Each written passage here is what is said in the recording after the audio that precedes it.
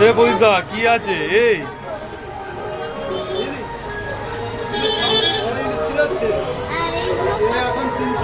বৈদা কাঁকড়া কত বৈদা কাঁকড়া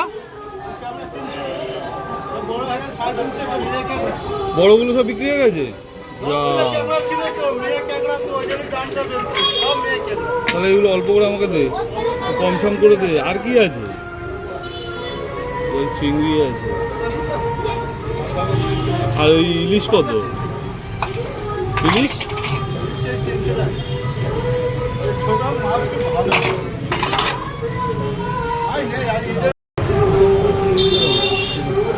এই ইলিশ কত বললি 300 হ্যাঁ আর তেলাপিয়া দিলি